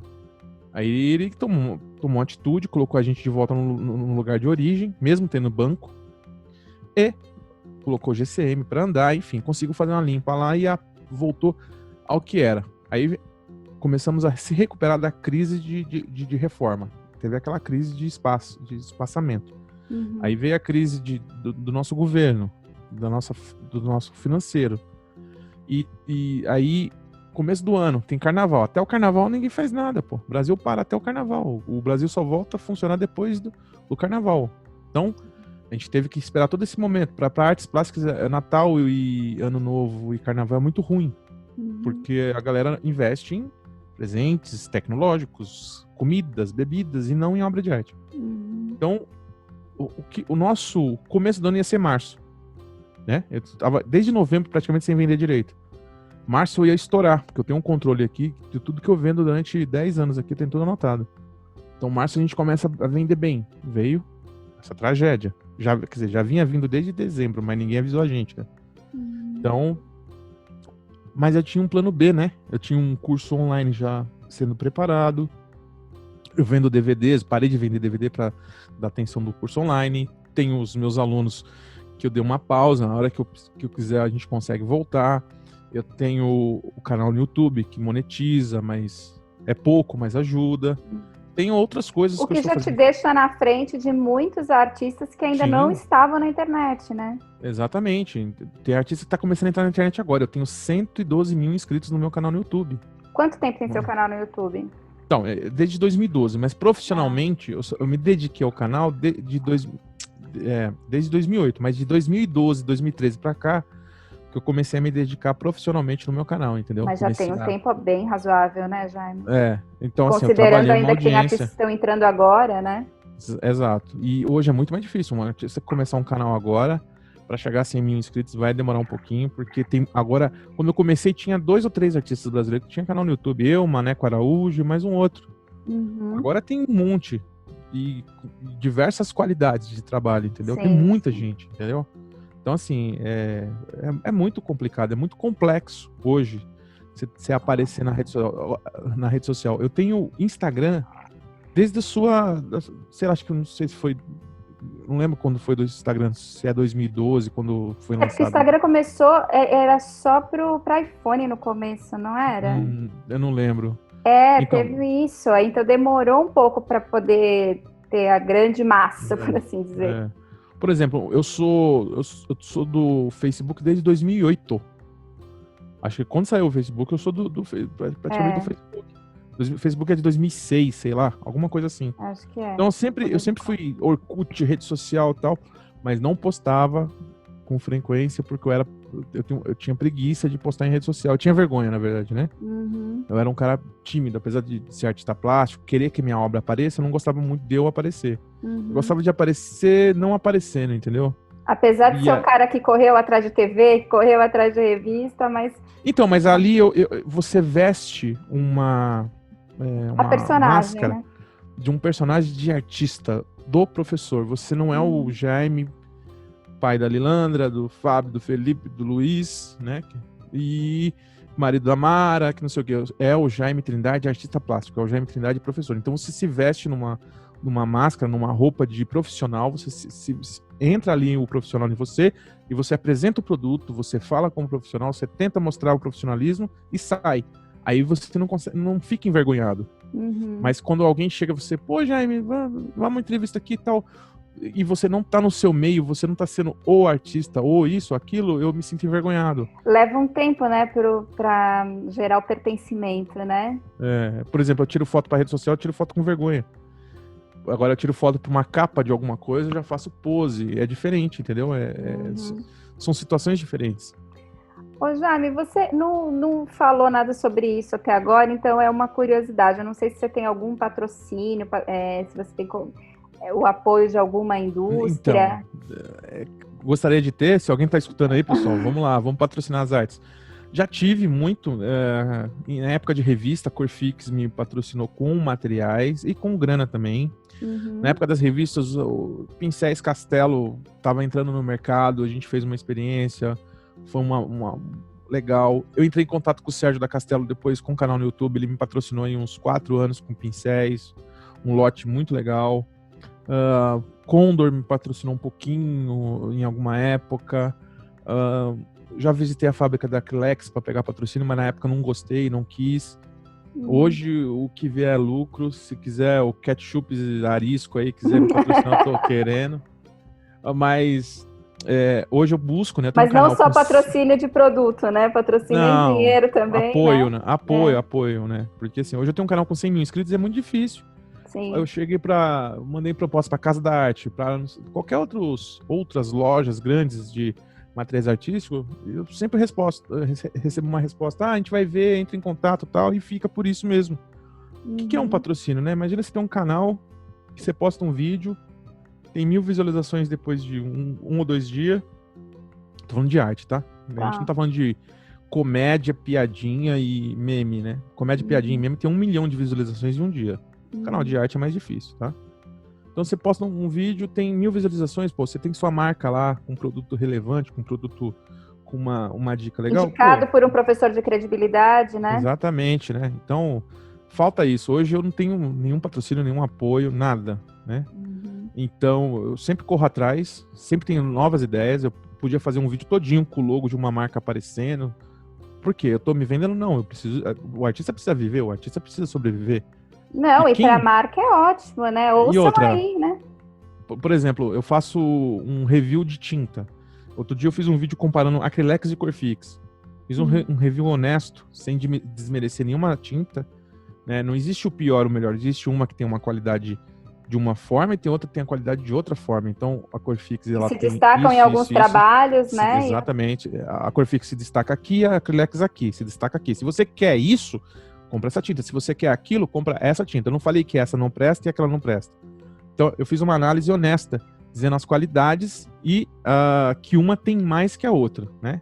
Então, imagina assim, uma marca de tinta me patrocina para fazer um review de cores novas, ou a Tridente me patrocinando para me fazer, ou apoio para fazer um review de cavaletes. Eu tenho 15 cavaletes da Tridente em casa, que eu comprei, né? E eu tenho vários tipos de cavalete da Tridente. A Tridente faz tela, faz isso, faz aquilo outro. Então, assim, existe várias possibilidades de ser patrocinado, de ter um patrocínio, e o artista precisa. Porque ser artista no Brasil é ser artista 2 vezes. Viver de arte é uma arte. Nossa, nem fala, Jaime, tô contigo e não abro. Sabe, você falou muito aí, né, sobre como você se jogou em algumas situações, como você se arriscou aí, né? E a gente aqui defende muito, assim, que a gente acredita na esperança, pra gente também o copo tá meio cheio. Sim. Mas a gente também entende que só é possível da forma como você fez, que é associada à ação, né? Que é também trabalhar para que isso seja possível. Então, eu queria que você dissesse para a gente qual que é a sua maior esperança, ou quais são as suas maiores esperanças para quando tudo isso passar, porque essa crise vai passar, né? Eu acho assim, o artista ele é esperançoso por natureza, é da natureza, porque quando você se propõe a pintar um quadro que você não sabe nem para quem vai ser, para quem você vai vender, você já tá pintando com a esperança de vender. Então você não pode ser pessimista, tem que ser otimista. A esperança que eu tenho pós-pandemia é que as coisas não volte ao normal, porque o normal do jeito que tava ruim, tá? Não tava legal, o Brasil não tava legal, as coisas não estavam legal, sei que muita gente perdeu o emprego, mas eu acho que quando essa pandemia acabar, tem tanta gente traumatizada que vão voltar com tudo, vão voltar com fogo, com energia. Se o cara demitiu 50 pessoas, ele vai fazer de tudo para readmitir 100, sabe? Ele vai querer voltar com gás. Se ele vendia 1 milhão por mês no seu produto, ele vai querer vender 3 milhões por mês. Ele vai querer falar, eu preciso tirar o atraso. As pessoas vão querer tirar o atraso. Nessa de tirar o atraso que vai surgir muitas oportunidades. Eu acredito nisso. Por exemplo, há quanto tempo a gente tá em casa? Se falar, tacar vacina aqui, eu vou ficar uns 3 dias indo no shopping, cara. Eu vou ficar uns 3 dias fazendo alguma coisa direto para poder tirar aquele atraso de que você ficou preso dentro de casa, entendeu? Não prisão nesse último fim de semana, né, que já liberaram os bares, né, as pessoas já estão enlouquecidas, sem máscara na rua, né? Tem que ter responsabilidade, tá, pessoal? Tem que usar, tem que ter distanciamento, tem que usar, se cuidar. Não é porque... Não tem nenhuma experiência que valha a sua saúde, né? Exatamente. Então, eu acho que tem que ainda ter os seus cuidados. Mas é lógico, as pessoas, em alguns casos, é compreensível que as pessoas devem estar muito tempo presas e doidas e desesperadas e, sabe, aquela sensação horrorosa. E a esperança é que quando as pessoas voltem com a vontade em triplo de fazer as coisas acontecerem, entendeu? De tudo dar certo, entendeu? Enfim, as pessoas vão querer desesperadamente comprar mais quadros.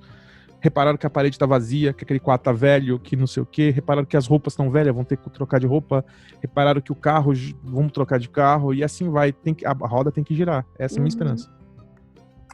E outra coisa, hein? Essa pandemia foi excelente, tá? Desculpa quem não concorda, mas nós evoluímos 10 anos em matéria de tecnologia, rede social e mídias. 10 anos nós evoluímos em 3 meses.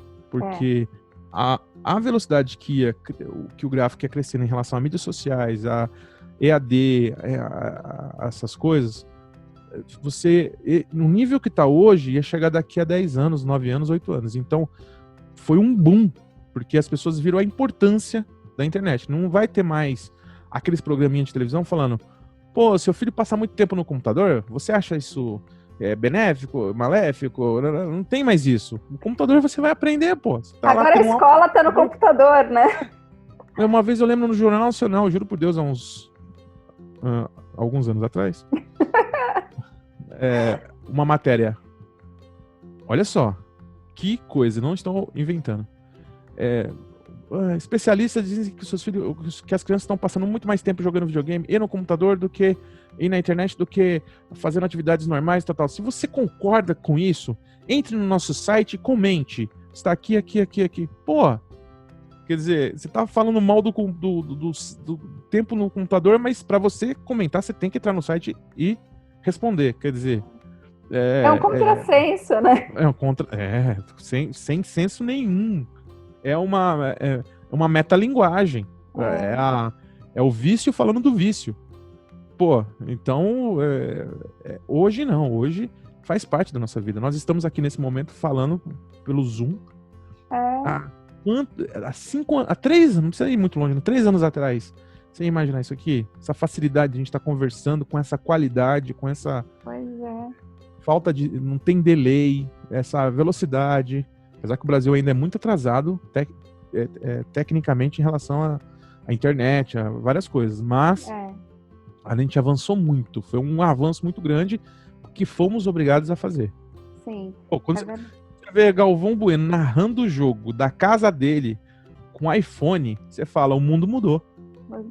Graças a Deus, né? Porque é o que você falou, o antigo normal não estava bom, né? Não estava bom. Esse novo normal está abrindo, assim, as pessoas estão aprendendo muitas coisas, não só, eu acho que em relação ao consumo, eu entendo também, né, que a roda tem que girar, mas pessoalmente mesmo, né, como... Apesar, Faiga, que tem pessoas que não mudam, tá? Tem pessoas que para essa experiência de vida não vai mudar 1% de nada na vida dela. Ela vai continuar sendo a mesma pessoa, vai continuar fazendo as mesmas coisas, vai continuar andando sem máscara, vai continuar fazendo tudo aquilo. Mas para a grande maioria, eu acredito que 80% mudou para melhor. As nossas experiências ruins nos ensinam a ser pessoas melhores. Então nós estamos nos tornando pessoas melhores. Eu também acredito nisso. E muitas das ações que a gente criou aqui, né, inclusive um dos exemplos é o Em Quarentena, Desafio do Artesão, que foi uma tentativa de levar mais inspiração a artistas, artesãos e também a outros profissionais como a gente, né, que são aqui da área. Eu queria saber se teve alguma ação, seja de um artista ou de qualquer outra pessoa, de qualquer outra área, que tenha inspirado você de alguma maneira. Então, é assim, ó.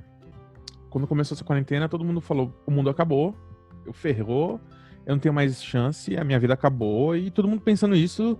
E ser desesperado. As cenas do próximo capítulo, você fica com a mão na cabeça. Aí um amigo meu, de um evento que a gente participa aí, que é o Art Battle, o Bruno Portela, postou no Face dele: gente, que ótima oportunidade que nós estamos tendo agora. Reforce suas redes sociais. Vamos trabalhar com EAD, com cursos online, não sei o que lá. eu cheguei e dei uma escrachada nele. Falei, meu, vamos pôr o pé no chão, na realidade, nós estamos ferrados. Eu sou autônomo, como que eu vou comer, que não sei o quê. Aí ele chegou e falou assim, Jaime, você não tem canal no YouTube? Você não tem cursos online? Essa é a hora de você ganhar dinheiro. Essa é a hora de você fazer isso, essa é a hora de você fazer aquilo. Pare de pensar, não pare de ser pessimista e seja otimista. Ele não falou exatamente do jeito que eu tô falando, ele falou de uma forma muito mais educada. Eu que traduzi pra minha cabeça desse jeitinho. Eu falei, cara, esse cara tá certo. Eu fechei aquele comentário e fui atrás. E comecei a planejar novos vídeos pro canal, novos quadros pro canal. Eu acordei um dia, eu falei, eu vou começar a entrevistar pessoas. Eu comecei a entrevistar pessoas pelo Zoom. O que vai me trazer isso? Não sei, mas eu preciso fazer alguma coisa. Tá me trazendo mais, tô fazendo mais amizades, tô conhecendo pessoas, tô levando a vida de pessoas pro meu público, no meu canal, quer dizer... Tá aprendendo, né, Jaime? A gente falou tanto sobre a importância do conhecimento, Exato. né? Como não aprender com todas essas entrevistas e testando ideias, né? É lógico, eu tô entrevistando Alexandre Raider, Douglas Okada, Maneco Araújo, Elton Brunetti, Cido Oliveira, Bruno Portela, Milena Saraiva, Preto Ilustra, só, sabe, galera, uns tops da sua área, sabe? Ana, que faz policromia em esculturas. Se não fosse também a facilidade da internet, né, esse avanço todo, você não poderia ter contato com essas pessoas tão facilmente, exatamente, né? Ele me deu esse toque, aí ele foi uma das primeiras pessoas que eu entrevistei pro nosso quadro. Foi uma entrevista fantástica, a gente se divertiu muito. As entrevistas com os artistas estão no meu canal. Fiz uma entrevista aí com... A última que saiu agora foi com Elton Brunetti, também é um artista também que tem um canal no YouTube que tá crescendo pra caramba, tá com 40 mil inscritos. Os vídeos dele bombam lá. E a entrevista dele foi muito legal. É legal. Eu sempre tive essa coisa do contato com o outro. Então... Eu não vejo... É claro, existe aquela concorrência de ser... Pô, eu tenho que fazer um quadro melhor que o dele e tal. Mas é sadio isso, né? Eu acho que a gente não tem que ser inimigo de ninguém. A gente tem que ser amigo de todo mundo e concorrente na profissão. Claro. Então, você também pinta? Eu quero fazer um quadro melhor que o seu. E concorrência é boa quando a concorrência ela é produtiva quando ela é boa, né? Porque se for um cara que não... quando o cara é muito bom também, quando o trabalho do outro é bom também, é legal isso, né? E quando é honesta, né? E quando não tem ninguém querendo derrubar ninguém e tal. E aí eu pensei, pô, por que não trazer os meus concorrentes, que às vezes nem é tal, só pra conversar, pra bater um papo. É que concorrente não é necessariamente oponente, né? Exatamente. É a mesma coisa quando quando o Jô Soares entrevistou o Chico Anísio. Você fala, meu, eles são concorrentes. Não são, cara. Eles estão na mesma profissão, eles estão... Pô, é tão legal ver um que sabe o que perguntar pro outro. Quando você tá na mesma área que o outro, você sabe onde tocar no ponto. Cara, e aí? Você é professor? E quando você pega um aluno que faz isso, isso e isso, como você se sente? Porque é uma experiência minha. Eu quero saber dele se ele tem a mesma sensação que eu. E eu consigo arrancar dele... E o mais legal é que, às vezes, na resposta dele, ele vai fazer o que o Bruno Portela fez com você, né? Vai te dar um outro ponto de vista e aquilo vai ajudar muito no teu trabalho e você vai lidar com aquele aluno de uma forma totalmente diferente e agregadora, né? E eu brinquei, né? Na entrevista que eu fiz com o Maneco. Na verdade, eu fiz com o Okada, Douglas Okada. Falei... Na verdade, eu tô entrevistando essa galera, mas é porque eu não tenho dinheiro pra pagar um curso com eles e eles estão me dando uma aula de graça aqui durante 1 hora. Mas é uma brincadeira, mas você sempre aprende alguma coisa, pô. Sempre. Sem dúvida. Uma lição de humildade, uma lição de sabedoria, uma lição de vida. Alguma coisa você tem que sempre absorver. Sim. Eu sempre falo assim, na faculdade eu aprendi o que não fazer. Quando eu fiz faculdade eu aprendi como não ser professor.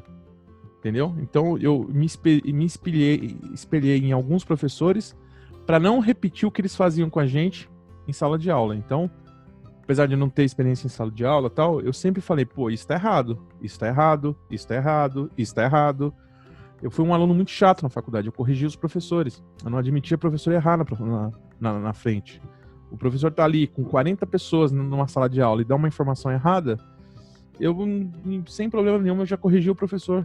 Podia ter mestrado, doutorado, sem problema nenhum, corrigi o professor, sabe? Então, Eu acho que assim, você sempre aprende, às vezes até com os erros das pessoas você acaba aprendendo. A aprendizagem é sempre conhecimento, você busca conhecimento sempre. Eu sempre busco conhecimento. E o Bruno Portela me abriu os olhos. Ele vive no mundo dele, numa realidade diferente da minha, que sou, vamos dizer assim, que ralo até hoje, tal. Não que ele não rale, mas ele teve melhores oportunidades que eu, vendo uma família um pouco mais estruturada, tal. Então, assim, as pessoas que têm mais felicidade, que vivem mais felizes, têm uma visão mais otimista da vida. Isso é legal. Eles não estão vendo, eles não passaram certas dificuldades na vida que fazem eles ficarem mais, às vezes, mais amargos, tal. E às vezes, se a pessoa é boa, mesmo passando por uma vida muito feliz, ela vai querer passar bondade, ela vai querer passar um pensamento positivo, positividade. E foi o que ele fez comigo, ele passou uma positividade.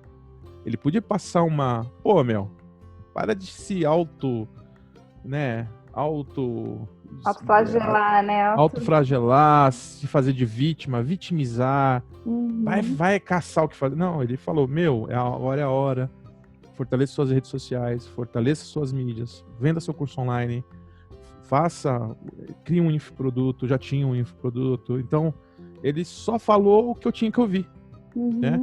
Não que mudou minha vida, nem nada. Às vezes uma palavrinha que uma pessoa fala pra você acaba mudando o seu caminho, que lá na frente pode mudar muito a sua vida. Então, e com critério, né? Colocou o pé no chão, né? Ele não falou nada de absurdo, nem nada de muito extravagante, né?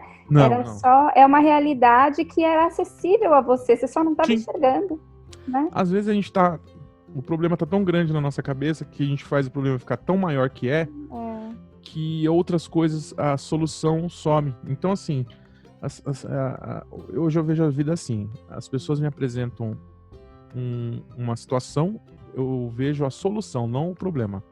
Eu busco sempre a solução. Então, quando a gente comentou sobre o próprio projeto EAD e tal, eu penso sempre na solução, não na problemática. Eu crio uma problemática, mas eu já apresento a solução. E isso foi uma coisa que eu aprendi na faculdade. Quando eu tive que fazer o TCC, os artigos, o que é o TCC? Você tem que criar uma problemática e trazer a solução, né? Então eu trouxe isso para minha vida. Então eu crio uma problemática, você fala, pô, eu quero gravar vídeo pro YouTube, mas eu só tenho um celular antigo. Então eu chego para você e falo, olha, então a gente vai criar um novo estilo, um formato mais artístico, com umas imagens mais feinhas, mas que como se fosse de propósito, porque o celular é antigo. Eu não venho com a problemática, eu venho com a solução. Então a gente, com esse pensamento, a gente consegue driblar certas coisas, né? Inclusive essa crise que a gente está vivendo. Sem dúvida.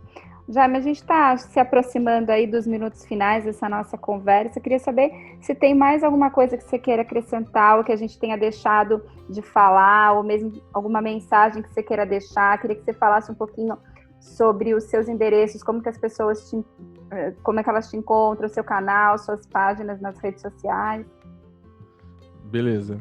Pessoal, tem um canal no YouTube chamado Jaime Trindade. Então, quiser me achar, colocar Jaime Trindade no YouTube, já vai aparecer todos os meus vídeos e tal. Meu Instagram é jaimetrindade.art. Meu Facebook também é Jaime Trindade. Jaime.trindade, na verdade, meu Facebook. E esqueceu alguma coisa, coloca Jaime Trindade no Google que me acha, tá? Meu trabalho como professor no YouTube, eu trabalho diversas técnicas, diversos temas. Meu trabalho como artista plástico são duas coisas diferentes, tá? Professor é uma coisa, artista plástico é outra. Você pode ser as duas? Pode. Às vezes o seu trabalho autoral como artista plástico é uma temática, minha temática indígena. O meu trabalho como professor é temáticas variadas. Eu ensino natureza morta, paisagem, rosto, retrato, enfim, de tudo um pouco abstrato. Não tem limite porque eu ensino, às vezes, umas coisas melhores que a outra, né? A gente não é bom em tudo, tá? Então, no meu canal no YouTube tem um pouquinho de tudo, desenho, pintura, tal. O meu Instagram tem um pouquinho de tudo, mas muito mais indígenas, porque o meu trabalho autoral como artista plástico é em relação a temas indígenas, e meu Facebook também é um pouquinho de tudo. Tem um curso online, que é cursodepinturaoleo.com, que eu tenho 3 aulas lá de casaril, natureza morta e paisagem, com mais de 4 horas cada uma, ensinando passo a passo, e é isso.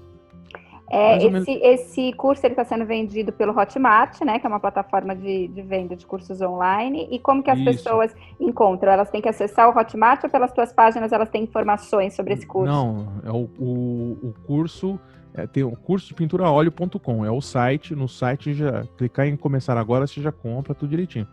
Nas minhas redes sociais tem um link para o site. Então no site, o site explica tudinho, os módulos, aula bônus, tudo. Muito bacana. É isso aí, gente, porque agora é assim que a gente faz aula, né? Assim que a gente aprende. Jaime, para finalizar mesmo, então, queria que você deixasse uma mensagem. A gente sabe que vocês ainda não sabem, mas então eu vou contar. O Jaime, apesar de ser esse jovem maduro, ele já é vovô. Então, assim, a gente tem aí uma nova geração, né, vivendo dessa vez com um artista, um cara que agora tem uma visão mais otimista, quer dizer, totalmente diferente do que você trouxe, né, nas suas vivências. Então, queria que você falasse, pensando no seu neto aí, qual que é a mensagem que você quer deixar para as pessoas e para esse novo normal? Meus netos. Seus netos? São 2 já? Mas não são gêmeos? Não. Ah, tá. Pensei que era de família. Não. Olha só, a mensagem é o seguinte: vamos ver o copo sempre meio cheio, nunca meio vazio, tá? Vamos ser sempre otimistas, mesmo que a situação às vezes mostre para você que não tem saída, não tem jeito. Em certos momentos da minha vida, eu fui uma pessoa muito nervosa, com uma raiva muito grande dentro de mim das coisas que não dava certo, e eu usava aquela raiva como combustível para poder me superar e provar para mim mesmo ou para as pessoas que não acreditavam em mim que eu conseguia, né? Para a pessoa que acreditou, que falou que eu não podia mais mexer com madeira, que não era para mim, eu usei aquela raiva. Em vez de destratar aquela pessoa, eu fui para cima, eu fui para outro mundo, fui me superar e fui provar que eu tinha capacidade sim. Que aquilo martelou na minha cabeça durante anos, que talvez eu realmente não teria competência para aquilo, mas eu estudei e fui atrás. Então estude, busque conhecimento. Eu vou falar igual o ET Bilu. Busque conhecimento. Vá atrás do conhecimento. Conhecimento ninguém te arranca, ninguém te tira, ninguém te toma. Tudo você pode perder, menos o conhecimento, menos a sua sabedoria, né? Vamos estudar, vamos crescer como pessoa, como ser humano. Buscar entender por que, em relação à arte, certas coisas são consideradas obras de arte, outras coisas não. Vamos parar de criticar com achismo. Vamos se preparar melhor para poder discutir em alto nível, ou pelo menos embasado em critérios sobre certos assuntos, né? Vamos parar de ficar sempre no achismo. O brasileiro tem preguiça às vezes, né? De buscar a escrita, a palavra escrita, e quer sempre assistir, quer ver aquele vídeo mais fácil que te explica, mas às vezes os livros te dão muito mais embasamento do que você assistir alguém falando. Então vamos ler mais, vamos buscar o conhecimento. Sei que não é fácil para um país tropical, que às vezes fazem 40 graus na sua casa, você não aguenta ficar em casa dando um livro. Acredito que seja esse o nosso grande problema de não ter muitas leituras, ser um país tropical e as pessoas acostumadas a estar na rua. Mas vamos ler mais, vamos para uma praça, vamos ler, vamos estudar, vamos buscar o conhecimento, e o conhecimento salva. O conhecimento te salva de qualquer situação. Situações problemáticas que eu tive na minha vida, o que me salvou foi o conhecimento, foi o aprendizado que eu tive, e está salvando até hoje, porque eu ainda sou um aluno, estou aprendendo ainda com a escola da vida aí, e daqui a uns 30 anos, quem sabe eu consiga ter evoluído um pouco mais. Então é isso. Somos todos. Obrigada, Jaime, por tudo, por tanto aprendizado. Puxa, gente, que maravilha, né? Que aula, que papo bom. Que gratidão, viu, Jaime, por ter entrado nessa com a gente, por ter aceitado o nosso convite, por estar aqui conosco, por estar com a gente nesse novo projeto que é o EAD Craft, que a gente tem certeza que vai ajudar muita gente, vai alcançar muitas pessoas interessadas em arte, em artesanato. A gente realmente enxerga o artista, o artesão, como grande protagonista de tudo que a gente faz. Esse é o nosso propósito, isso é o que a gente acredita. E agora o Jaime só vem coroar, né, com todo o seu conhecimento, reforçando a importância do aprender, né? Então, assim, que a gente pegue, eu vou pegar carona na mensagem dele e que isso inspire cada vez mais pessoas, que o conhecimento, nada tira de nós o conhecimento, que a gente possa investir em nós mesmos sempre mais. O Jaime comentou sobre algumas dificuldades, né, que as pessoas passam no decorrer da sua vida, no decorrer da sua carreira. Eu tô numa fase da minha vida que eu tô extinguindo a palavra difícil e as suas derivações, como dificuldade, do meu vocabulário, e substituindo por desafiador.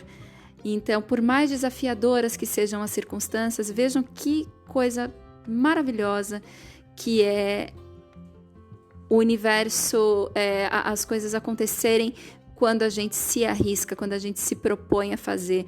Não tem nada que possa impedir uma pessoa de alcançar os seus objetivos se ela estiver realmente determinada a fazer algo. E ela fazer isso bem feito, e ela fazer isso de coração, e ainda por cima, se ela puder ajudar as pessoas à sua volta, se ela puder ajudar uma pessoa que seja, como diria a Madre Teresa de Calcutá, né? Como seria o oceano sem a sua gota? Seria uma gota a menos.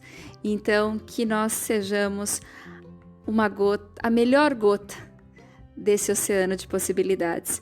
É isso, a gente vai ficando por aqui. Eu só queria dizer que se você gostou dessa nossa conversa, que continue acompanhando as novidades do canal Craft, falando desse assunto que a gente ama, que é o artesanato, e dizer que a gente se encontra na próxima semana aqui no PodCraft, o seu podcast de artesanato. É isso aí, se cuida, já estamos saindo de casa, mas com responsabilidade. Beijo!